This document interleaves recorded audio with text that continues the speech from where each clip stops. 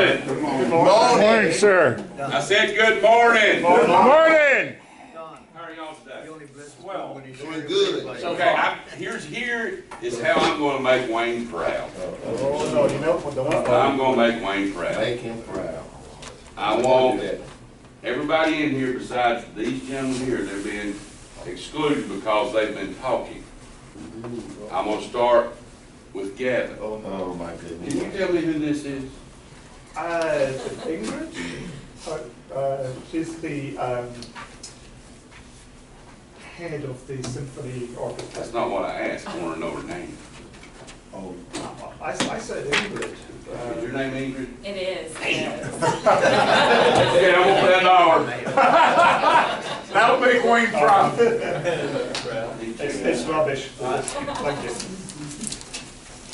You're supposed to help me out. I know, it's in the last name, but. I could have got $5 or $6 here. We don't do last names. Okay, just first name. yeah, we don't. Well, I didn't know your name, so I was trying to split, and I was afraid I had to guess I'm terrible. yours. I see your name tag. Okay, I wasn't prepared to do that this morning, so I thought Wayne was gonna be here, so that's it. Well, that's That's all, folks. We could have 5 minutes of bad mouthing Wayne. Do what? We could have 5 minutes of bad mouthing Wayne. It's not fun unless he's here. Only 5. Record it. It'll be on the record. Yeah, Wayne did shoot me an email to, or text, I don't remember which, to let me know that his wife was having did cataract surgery at Greystone, so they were headed there early this morning. So we'll trust that everything will go okay in that respect.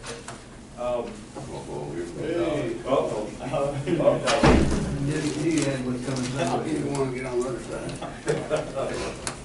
So if we have some time at the end, I'll tell you a little bit about some of the folks we have in our county that are working on doing good deeds for lots of people. I went on the eye care tour yesterday, and it's a whirlwind tour of visiting agencies all around the county that are involved in helping folks in our county. And my intention is to tell you a little bit every time I get a few minutes break from what I learned on that tour. But before that, in order to keep ourselves on track and maybe getting out a little early if we're lucky, I don't talk too much after Dan. Dan, you have the floor. Okay, ready to go with this. All right. I want to talk about that. I made notes. As you can tell from the bulletin,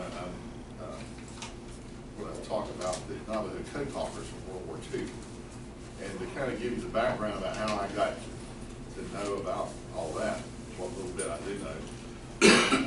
Although I got a pretty good story from one of the code talkers himself in Arizona last summer. But my whole connection with that issue actually began in 2002 when I was out west with my exchange student and another. In fact, I texted him last night to confirm which one it was.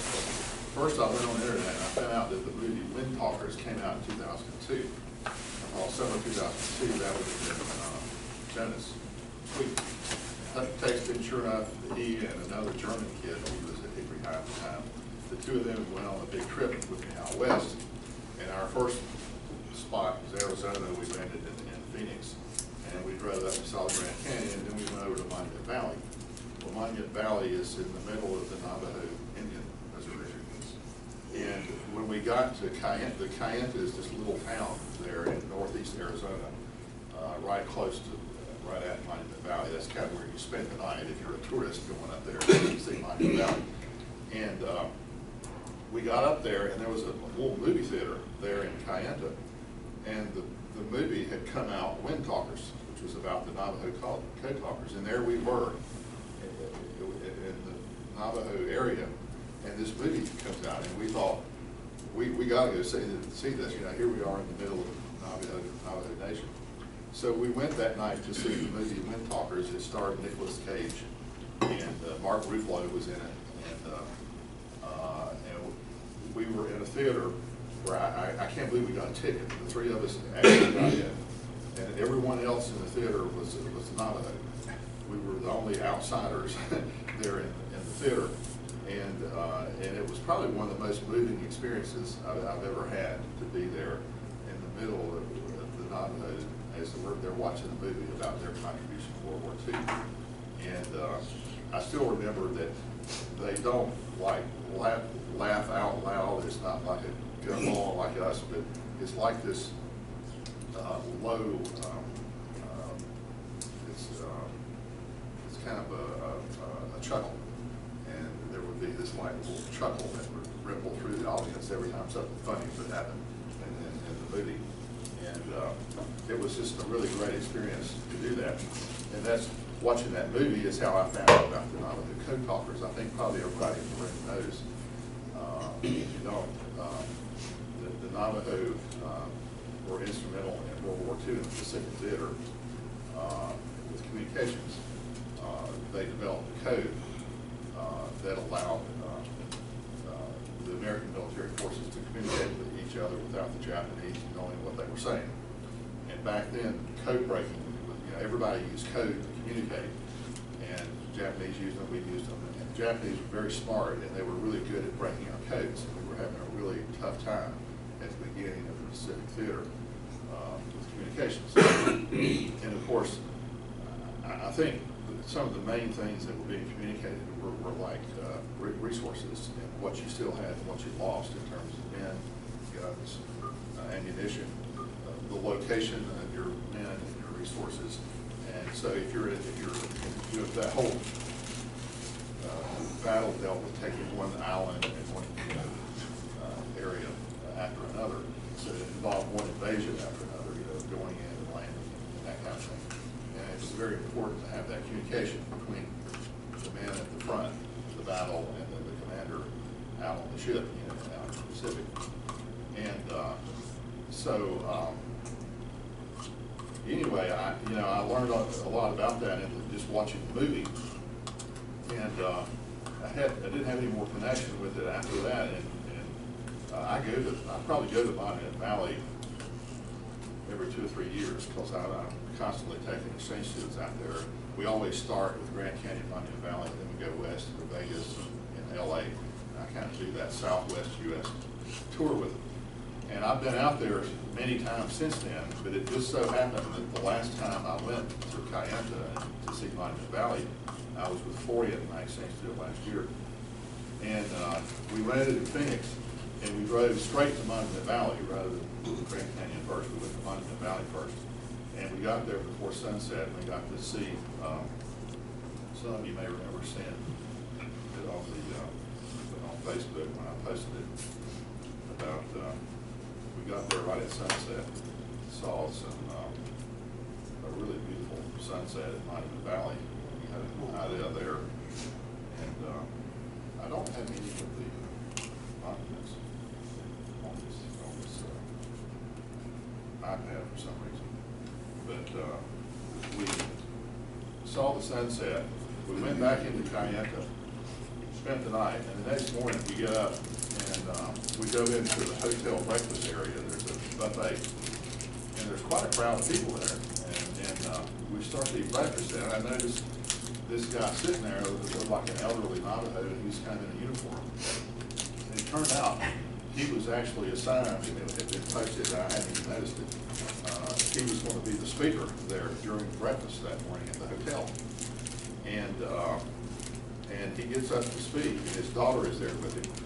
And he announces he's one of the last 13 code talkers still alive. And his name is Peter McDonald. And he got up, and he just started telling the story about the Navajo code talkers and how it all started. And I remember one of the things he said was that the Navajo often conveyed family information and history and that kind of thing by word of mouth, and that was kind of a tradition. They didn't necessarily write a lot of things down, and things were passed by word of mouth. And so I'm going to kind of pass on to you about word of mouth the story he told about the Navajo. And first to tell you a little bit more about Peter himself, he's about 90 now. I think I remember him saying he was 90. And I was sitting there doing the math, and I thought that might be a wee bit young at this point, 90. And then he told us that he was 15 when he joined the Marines. And the way he did that, he had an older cousin who had joined the Marines as a code talker. And he went to try to register with the Marines when he was 15 years old. And they said, you know, we've got to be at least 17 when we approved. And obviously don't have, at least back then they didn't have birth certificates. And he was trying to convince him he was 17. And he said, well, here, this guy's a Marine, right? My cousin here is a Marine. He can vouch for me. And so his older cousin basically lied to him and told him that Peter was 17. And that's how Peter, at the age of 15, became a U.S. Marine and a code talker in the Pacific in World War II. This is Peter's photo, and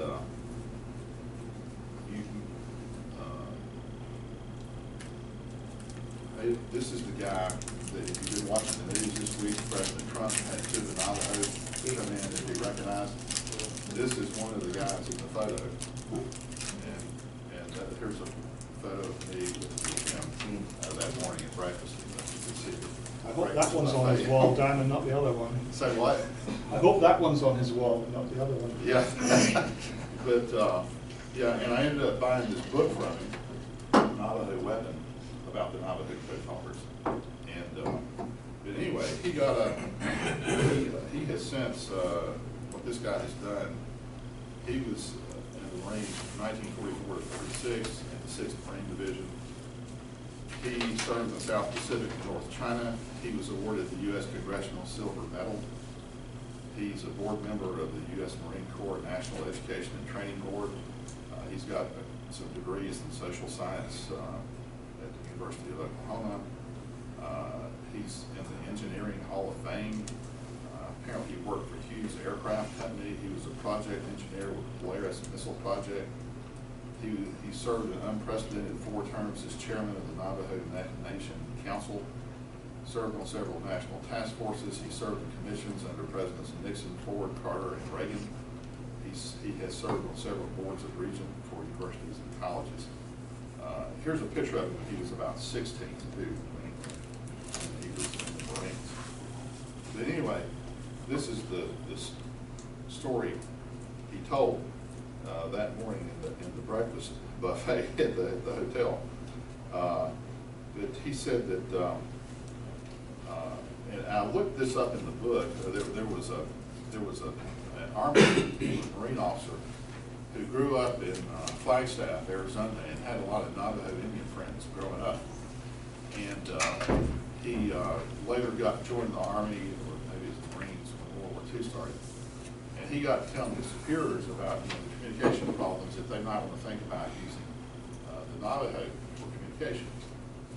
And I think he had heard where other Indian tribes in the past, World War I, and Richard can tell a little bit about that, had been involved in communications.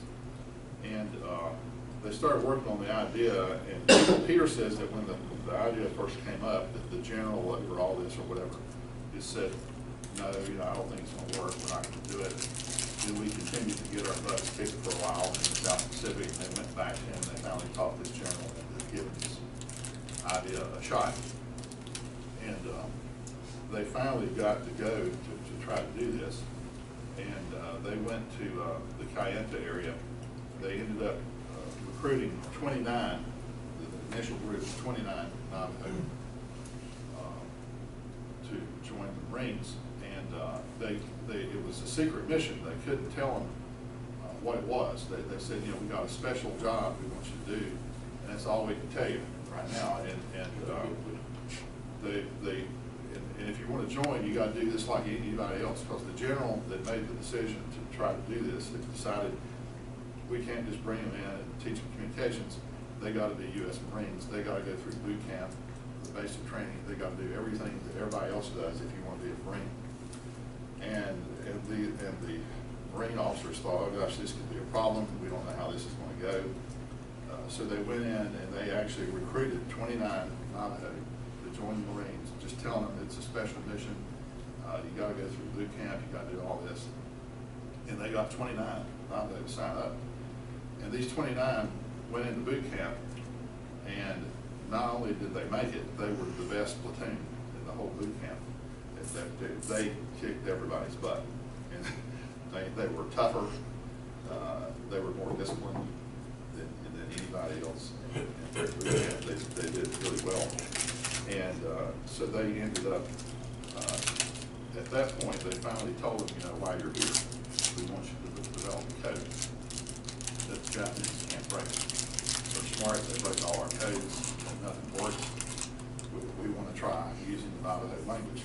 And so these 29, I guess, basically, I think, got put in a room together. And what they did, came up with, and the book shows you the initial, what they came up with a Navajo word that would stand for each letter of the alphabet. Like the word Wawachi means ant. And so Wawachi was the Navajo word that was code for the letter A. The letter B, the Navajo word was shush, which is the Navajo word for bear. C was Moasi, which is the Navajo word for cat. D, the Navajo word was B-E, which is the Navajo word for deer. So that was D. And it goes through the whole alphabet like that. And then they even, to shortcut so you don't have to spell every word, you know, there's a lot of common words the military uses, you know, like for all the different ranks. And one of the ones I liked was submarine. The Navajo word for, code word for submarine was Beshlo, which means iron fish, which makes sense for submarine. Captain was Besh Lagai Naki, which means 2 silver bars. Captain has 2 silver bars. So they came up with all these words, you know, the shortcuts, so you don't have to spell everything. And, so they came up with a word for every letter and for certain basic words, and they presented that to the code experts in the Marines. And they said, well, this is a good start, but this ain't gonna cut it. You're gonna have to do more. Because the problem is that you're using the same word for letter A every time, and that repetition the Japanese will pick up on. So they had to go back to the drawing board, and they had to come up with, Peter says they came up with 3 Navajo words for every letter of the alphabet. And then they had to memorize all that. All 29 of them had to memorize the code once they had it developed, and then they had to practice using it. And what they found, once they got the code perfected and all the code words memorized and everything, one of the things that made it work so well and make it so efficient is that, say you had a paragraph of information that you needed to communicate back and forth between, say, the troops, the front lines, the ship, command ship in the ocean. Using the codes that we had been using, if you had a paragraph of information to convey, it might take 2 hours to turn it into code and send it out to the front or back to the ship. The Navajo could take a paragraph of information and communicate it by radio in about 20 minutes. You know, if you're in the English code, it might take 1.5 hours, 2 hours. The Navajo, you could communicate in about 20 minutes, say a paragraph of information. And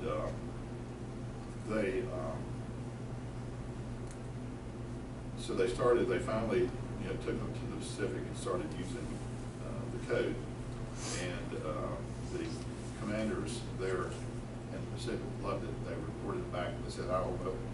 One of them told his superior, he said, I don't know what they're saying, I don't know what they're doing. All I can tell you is that it works. And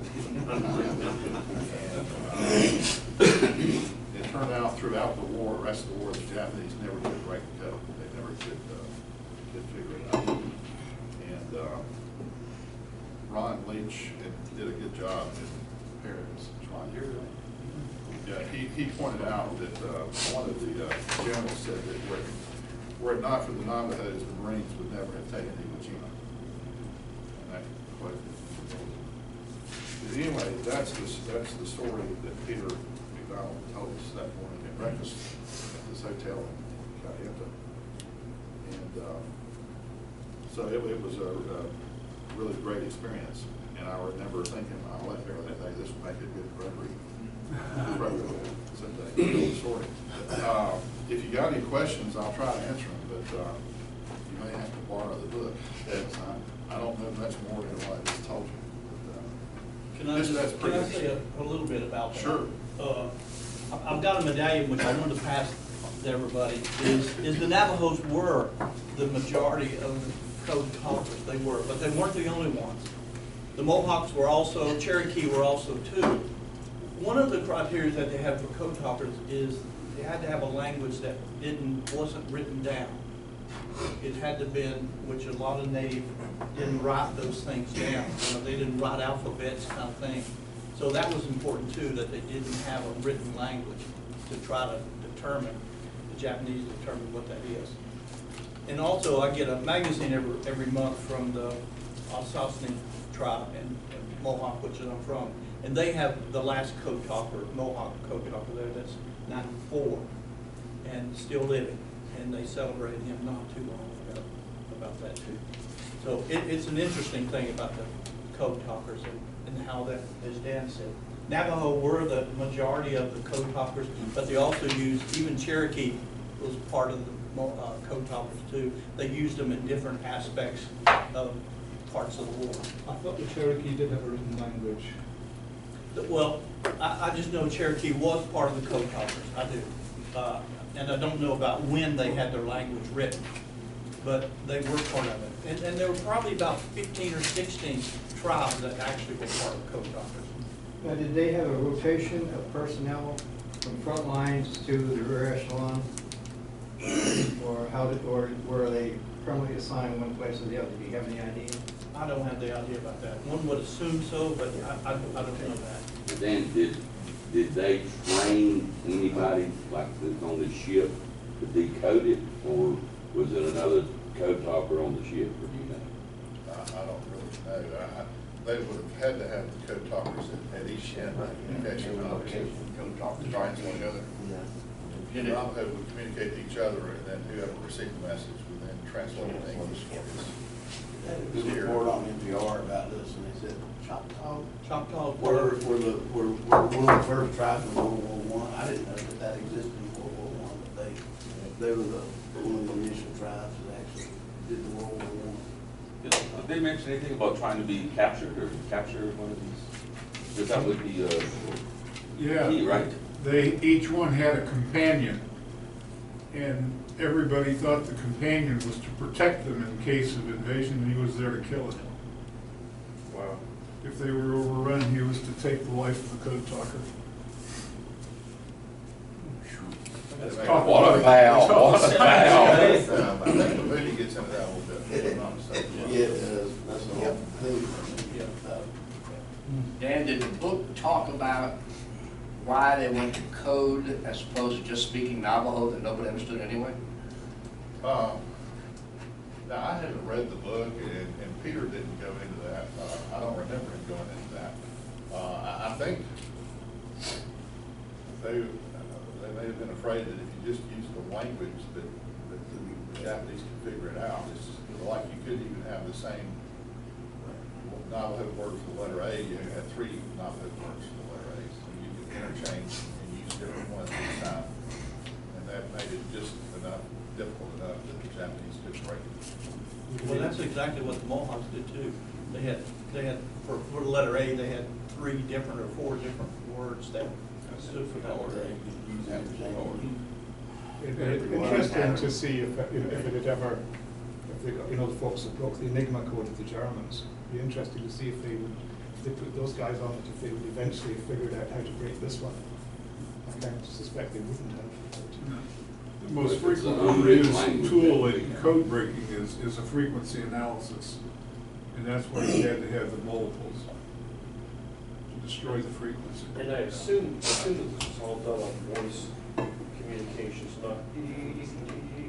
You know, I don't remember him talking about that, but I was thinking like it's radio.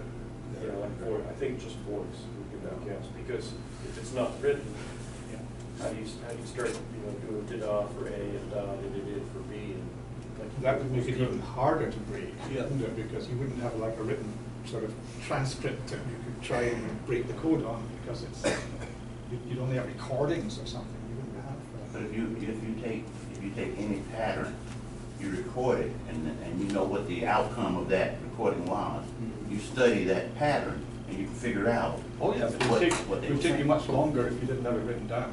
Yeah, but you had a whole room full of people who that's their job, and they're a statistician, they figure that out. Well, we didn't figure it out. They didn't get in the room. Like Robert said, it's kind of hard for them to record things back then. Yeah. They said by hand.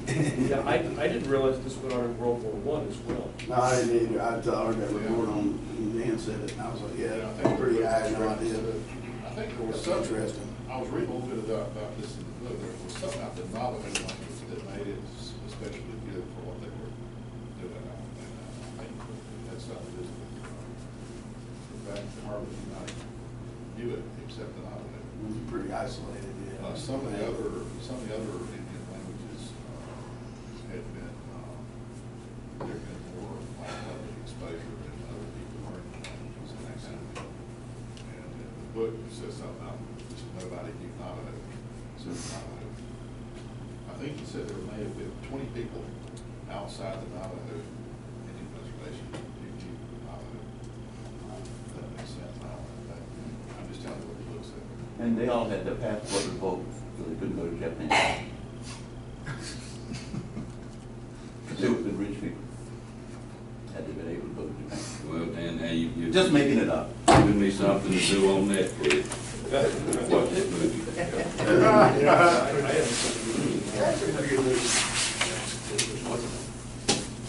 I thoroughly enjoyed it, and of course, a lot of it may have been due to the setting, and man, I was sitting there, the whole theater full of Navajo, watching that movie. That was really something.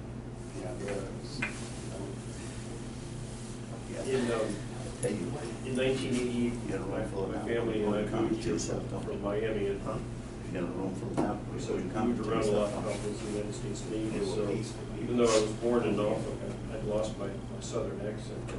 And people in the booming metropolis of Valdez got tired of me asking about some of the words that were being spoken. Like I had to learn that glass over there is called a window line. Window line. It would be window light. You mean that one over yonder? Over yonder. So they handed me a book called How to Speak Southern. And it occurs to me now, maybe we could use some of the Southern lingo. I heard there was a thing on, I think it was on the BBC website a while ago about this, a couple of people from Scotland who'd been captured in the Second World War, and they were put in with the Russian prisoners because they didn't understand what these people were saying. So they spent several months in a prisoner of war camp with Russians and Europeans. All right, Dan, thank you very much. Yeah, thank you. Very, very good.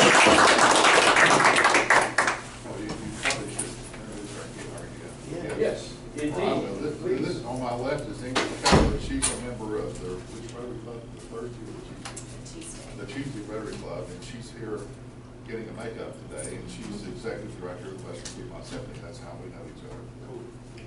Welcome. Thank you. Welcome. We'll be sure to get you the appropriate documentation. Don't leave without it.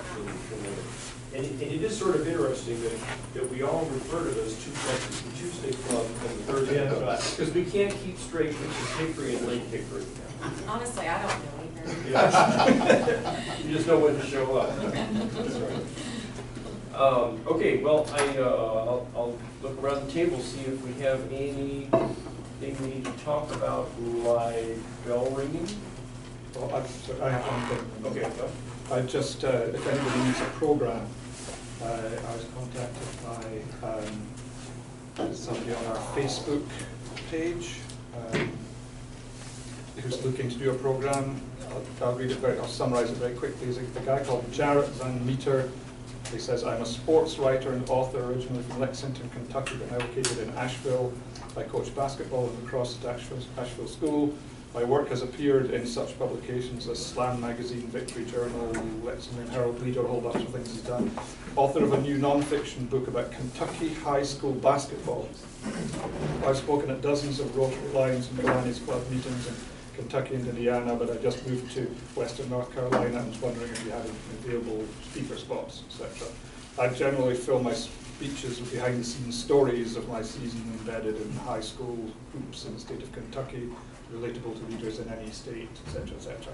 So if anybody needs a program, this guy's looking to do one. It'd be good in March. Yes. March Madness, yeah. I don't, Rick, you mentioned that we do have a lot of open slots, so. Yeah, and Gavin asked me, do we need a program? And my comment back to him was, everybody has a date for which they're responsible, but no one has told me which programs they want to do. And so I know many of you know what your date is, but you may not know what your program is at this point. So here's an opportunity. If you can't find one, let Gavin know, and he can send that information. The only thing I mentioned to Gavin was to make sure if you get this guy and he comes, he has to know the time limits that we have, because this guy could probably speak for an hour, at least. And so we want to make sure he's aware of that if someone asks for him. So if anybody, like somebody who's maybe got their name down here or later on, just contact me and I'll email. Great, thank you. Do we have a schedule for Saturday for the building? No, I'm somewhere. Online? Ron was gonna be here. Who has a copy of that? Oh, the bill schedule? Yeah. Ron's the only one I know. Yep. There was a couple slots at the end left, I believe. Yeah, the morning was pretty well filled. It was like 2, 3, 4, and 5, and he was taking 2, somewhere between 2 and 6 himself. I mean, I think I had 3. First time, I just want to make sure. Do I need to go get No. the stuff, or No, what do I need to do? Salvation Army will have everything there ready to go. Okay. Is that this coming Saturday? You're just supposed to wear the big white polar bears. The second, my wife's birthday. Okay, I've got 10 o'clock, that's all I know. That is this Saturday. I don't remember what I've got. I need to get rolling. I'll put it in my notes today. Okay. I just want to make sure since I'm going to be the first one there, I want to make sure. I'll get a hold of Ron and ask him to send that out. Okay. And it's at the Walmart, right? That's where we're. Yeah. The first door. First door has always been our door. Yep. By the garden. By the garden center? Well, the first pedestrian door after the garden center. Okay, okay. That's where I left Gavin standing when he was looking for a replacement. In other words, down by the pharmacy instead of up by McDonald's. Right. And you Exactly. can't force them to give. You just gotta ask them. You can't come in unless. And I'm by myself at 10 o'clock if anybody wants to join me. Just get their keys, Yeah, even, that's a good point. Even if you're not signed up and if you find yourself with 15 minutes or so, it's nice to swing by in case somebody is wound up with 2 hours instead of 1, and they desperately need a restroom, exactly. Can somebody send that schedule around in case we don't remember what we signed up for? I'm gonna- I think I remember mine, but. I'm gonna ask Ron to send it. Yeah, that'd be great. I just want to make sure we got that. And you'll hear from us one way or the other, hopefully by email, but whatever. One other thing I just wanted to bring for people to think about, Ken and I were talking about this, the dance and St. Patrick's Day dance. And one thing I think has been difficult for me to go out and try to like get sponsorship or whatever is, we really don't have a very good message. I mean, we're saying we're doing education, but it's kind of nebulous. There's no real, here's what we're gonna do, to get somebody's thoughts on, we can help these 4 kids or whatever we're gonna do. We need to make the message more Do specific. you want a letter printed on letterhead? Well, yeah, I mean, we really do, because I mean, if somebody asks you about it, you say whatever you think, I say something I think. It's education based, but it's not real direct. Specify that it is for scholarships to CVCC. But I think we all need to say the same thing, and it needs to be more targeted. And I just want everybody to think about it. I mean, it's not something we gotta figure out today. I'm just saying, think about it, because it's a better way to go sell something. I mean, if I'm Well, a selling, lot of places request a letterhead anyway correct, before they'll do it. exactly. Rick, you had your hand I up. was just gonna say the same thing, Gavin. What I say when I go trying to sell tickets or ask for advertising and stuff, I simply say, we're raising money for scholarships for needy students to go to CBCC. I mean, it's cut and dry. We do more, but that's the easiest thing, and it resonates, I think, with people to understand. School right here in our county, our kids go in our county's school, we're helping, and even though we do more, we don't have to elaborate on all we do. If everybody would say, and I'm suggesting we don't do it, but if everybody was saying something similar. Okay, well, I mean, that's what I'd like to do, is maybe we can figure out what those words are, and then we can put it on something so we can go. And one thing we can do, because I talked to Teresa about that, is that we can give a dollar figure. Over the years, we've raised X amount of dollars for scholarships. Oh, that'd be good. And a number of scholarships that we Yeah, send and so many yeah. people, that would be really good to have. Yeah, I think that would be good. I just, you know, because you're going out trying to sell this to people, you need something to sell. Good point. Well, let me just say, I know I got a bunch of scholarships this past time, and I did just as you said, Rick. But one of the things I wanted to do, which we have never done that I know of in the past, is to be able to acknowledge those sponsors by saying, and Lynn was the one that mentioned that, is not only how many scholarships did that person help with, but specifically Joe Blow and so-and-so, so-and-so. They help with these 3 kids, and that's their names. Perhaps, I don't know if you could use that or not, but who, you know, who do we give those to? You know, put something tangible to what they gave. Well, that's what I'm thinking. You talking about names of students? I mean, I don't know if you can, but I mean, you can say 3, which is what I'm gonna do with my sponsors. I asked Lynn to make, give me about 15 of those flyers that we left on the table. And I'm gonna take those flyers and send it to those people that sponsored and tell them how many we sponsored for education. Which is a great thing. And so I don't know how many we have sponsored yet or how many we plan to sponsor, but that's what I want to do to those that I got sponsorships from. But there are other businesses that require letterhead from the organization before they'll donate. A lot of what I got was a lot of personal people that did work at companies, and I want to send it to them. That's who I want to. That's why I got those flyers, because that's a tangible thing, and I could write on that if I wanted to, or sticky note and say, "This is what you helped do." Do you have any more of those? I could probably find some. Okay, because I'd like to send it. So that's what My I'd folks like do. for us to Yeah, do that's a good in idea. the future coming up. Yeah. Well, we should have a form letter, shouldn't we, from what you said? It should just- just have- wouldn't we hurt can to have a get letter. every year, just It change might the make dates. people Yes. more, Uh, you know, to give you something if they know that. We can stick it up on the website so people can just pull And it if down you and send went it to out. go in and make a call and ask someone about it, and you know, you're making basically a cold call, you can say, well, here's what we do, this is what we represent, and this is how we help. Now, you need to help us.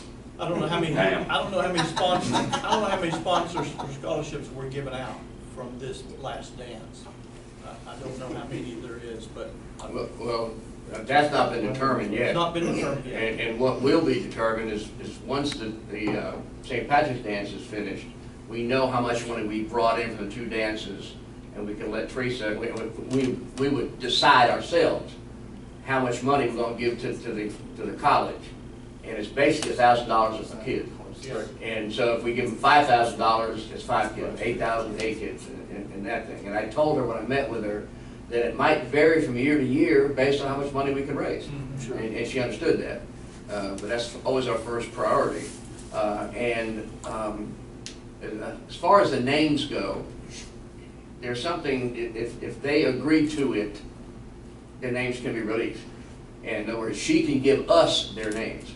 I've asked about, you know, who are these kids receiving the money, and can we, once we decide, it'll probably have to be in early April at the very latest, because we'll have the income from both dances, we'll know then how much money we will give to the college.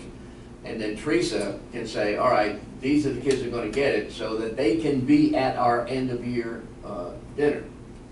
And so it's a time thing. We've got to do it in a timely enough fashion and we'll have to meet, of course, and talk about our budget and things. Technically, this year's budget pays for this year's kids. I mean, the kids in May that we would be giving for next year, right? Because it's saying that right, so we'd have to know just how much money that we have. But she does know how many we've gotten, and I wrote it down. I just can't find it right now. But we can get information, and she can get kids there. I think that'd be a good tool to help us go after people. Oh, I know in previous meetings when we had one of the students there, it's really, it's good to have a person that you Put the face to the cause. Exactly. Could we rethink that? Rather than having a kid that's getting a scholarship right now, could we ask one of the kids who have gone through the program and been successful and have graduated to come and say, thank you, this is what you did, rather than what qualifications do the kids who come there to our meeting in the past have been other than poor? That's you know, we parade a bunch of, this is like the IKEA tour was changed from poor folks tour to the I care tour because they didn't want the stigma associated with going around and say, hey, here are the poor folks, these are the pockets of the poor. You know, it's a mental thing. What have they done? Yes, we're gonna help them, but to parade a person, they have enough issues rather than parade it in front of a bunch of Rotarians because they're poor. That's a good point. Let them have accomplished something. Well, your scholarship made it possible for me to go to the next school level or to get the certificate. You know what I'm saying? But I think it's a bit insensitive. Can I interject something there? Go ahead. To some kids, though, I mean, this is just my opinion. To some kids, it gives them maybe one chance in a lifetime to stand out, to have accomplished something that no one else has done. That it may be the fact that they're getting something given to them, but it might be the first time all in their life that they get to stand before people and have something awarded to them that nobody else is getting. There are needs-based scholarships Yes. all Now- over the place. It's Now, most are. at their high school, they have an awards day. If you're given a scholarship at the awards day, they bring them up. They've been paraded once, so that one time has already happened at their awards day. But to bring them in front of a bunch of folks that they don't know, and everybody in the room knows the only reason they're standing there is because they're poor.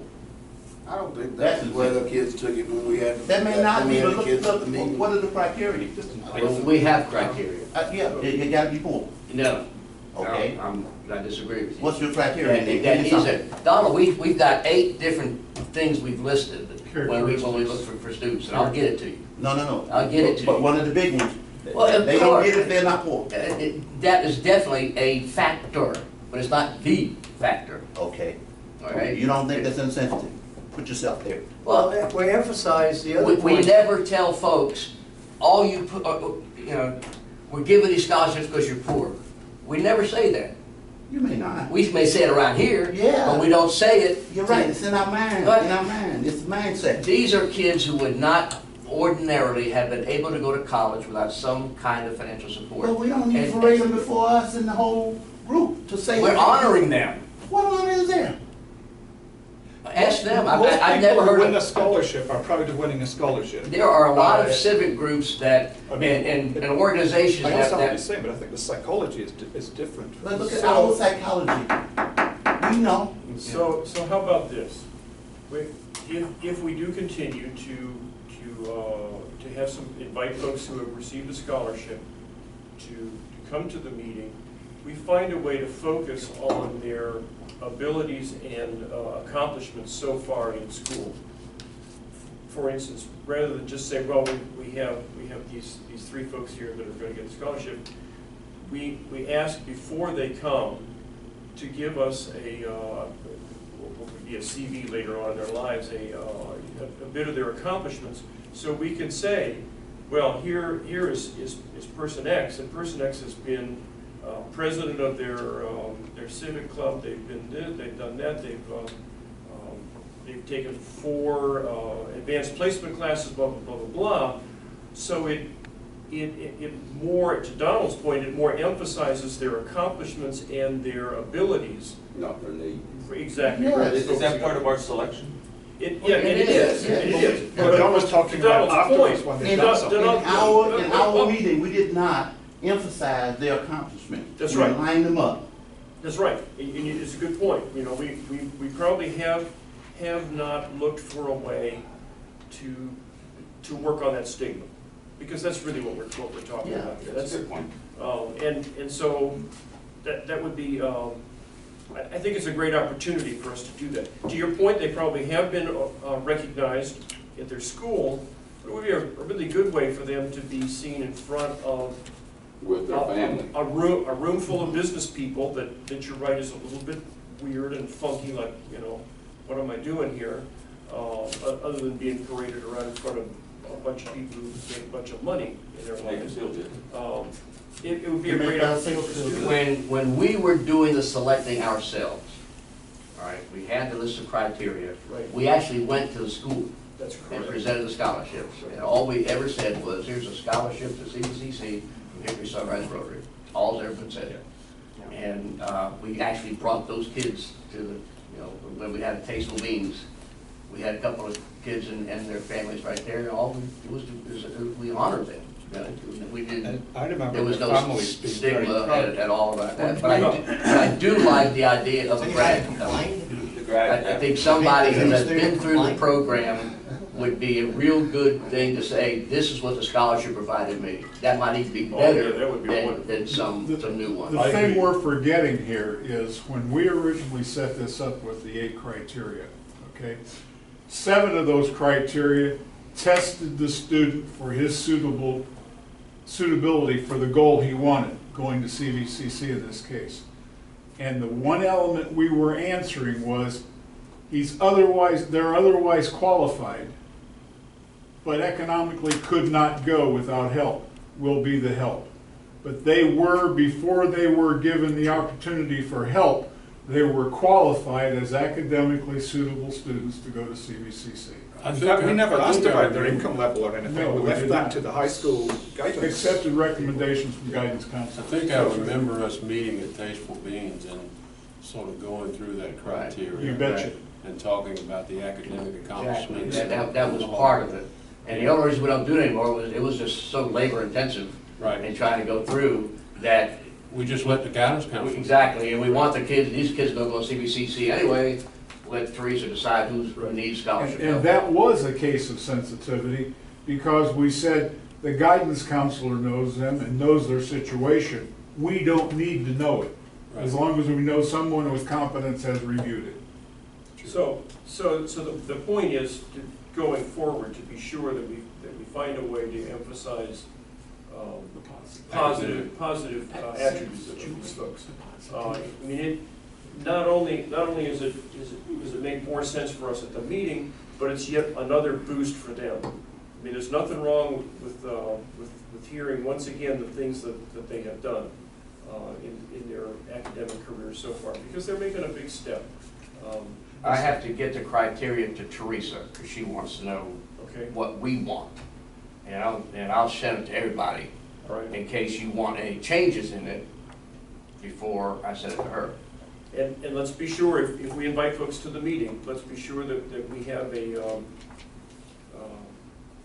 questionnaire sort of thing, a quick thing for that form for them to fill out to say, please list your accomplishments so far in school, junior high, high school, whatever it might be, or middle school and high school, whatever it might be. So that when we present these folks to the club, if we do that again this year, we'll have these things that we can say, well, this is so-and-so and da-da-da-da-da-da-da. Now, second is so-and-so and da-da-da-da-da-da. And that way we can be sensitive to what Donald's pointing out, we can be positive to the students, help encourage them again. Makes us feel like, by golly, this is really something that's really going to set the world apart. And we're a rough point, even best if we could bring in someone who has been a past recipient, who is now doing whatever. Boy, so much better. And I don't know how much Teresa can help with that. I don't know that we've done it long enough to have that history. Well, the one I would most likely like to see is the young lady who got the special scholarship, because she seemed like she had a fire in her belly. Yeah. Yeah, I'd like to see her again. America, yeah. So, okay.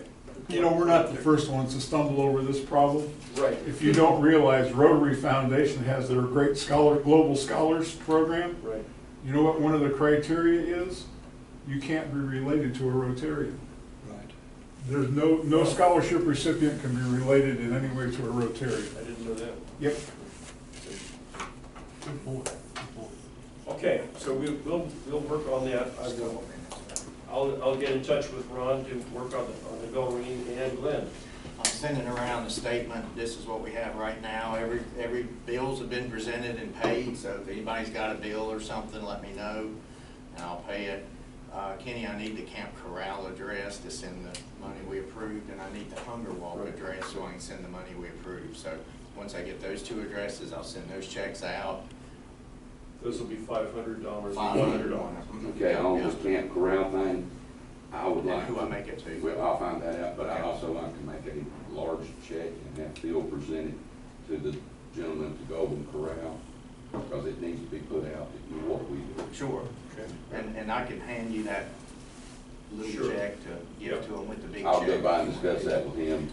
Just let me know how to make it out, where do I, or I'll just hand it to Phil then, if you want to do it that way, but do I make it out to Camp Corral, just whatever, but just shoot me an email, and as soon as he does it, I'll Phil, you and I can meet, I'll hand you the check, and you can make arrangements to. Yeah, we should get on a press. So this amount is not minus the 600 that's to come out. Correct, 600. Correct, 600 will come out of that. This is today. That is as of 5 till midnight last night, yeah. Okay. Yeah. So Rick, you and I might put our heads together to think of how we might work something out with James Hildebrand. Golden Corrals, linking into with veterans somehow. Yeah, also, Jim was one who got Okay. Hildebrand to come, so Jim maybe help that. Yeah, Jim said good point there. We had Thanksgiving dinner with him, and that guy could really work. He ran a tight ship. It was a beautiful operation. I've talked to several people with Thanksgiving there. They said they could not believe it. It was really fantastic. The efficiency, yeah. And the food was good. Yeah. And that statement's actual money in the bank, okay? I'm working on the reports that I give to you all that I generate, but that's actual money in the bank. I always like to send that around often because that's... One last question, pro forma. All our information has gone to the IRS, right? Correct, thank you. And I did file the postcard. Yep. And I have confirmation number for that, which if anybody wants to see it, I'll pass it around. But yes, we are in compliance, and that's good. Good. Thank you for bringing that up. I did do that. Yeah. A number of Rotary clubs have gotten in Oh, trouble. have they ever? There's a lot of sword fronts. It's easy to forget that. That's part of it. All right, we have just about come to the end of our hour. By golly, we managed to fill it all up. Dan did a great talk, right on schedule, and so thank you all very much. And Of the things we think, say, or do, is it the truth? Is it fair to all concerned? Will it build goodwill and better friendships? Will it be beneficial to all concerned? Please do not leave with your name tags on. I'm not going to be out there to pull them in. You get bigger fines that way. You put my, I carry mine with me. Thank you. Thank you. Would you like me to put yours? Thank you. Would you like me to put yours? I'd like to, That's a prerequisite for president-elects. That all.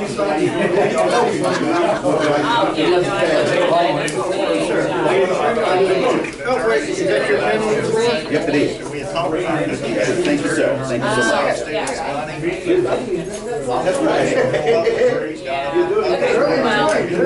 Well, maybe next summer. Yesterday, they faxed us, or emailed us a contract.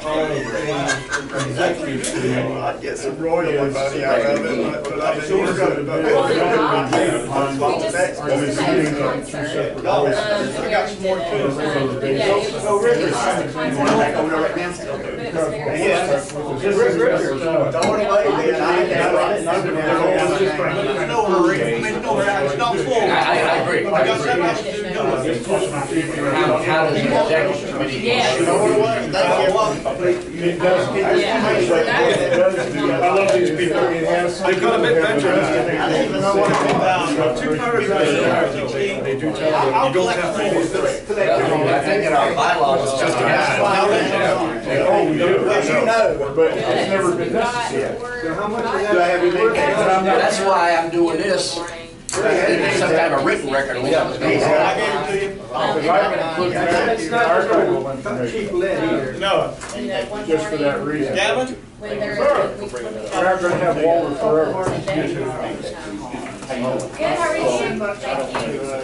Has, But anyway, yeah. Has Walter not been well, or is he? I don't know, he hasn't said a word. No. Have you seen him, or anybody I seen have him? not. Well, Or pick one up. Thank you, sir. Thank you, sir. He's a quiet sort of person. Yeah. But anyway, Because our textbook is it's going well, so we've got all. Whatever, great day, great week. And we're doing. You too, Jim. We have trouble seeing you at, Finn.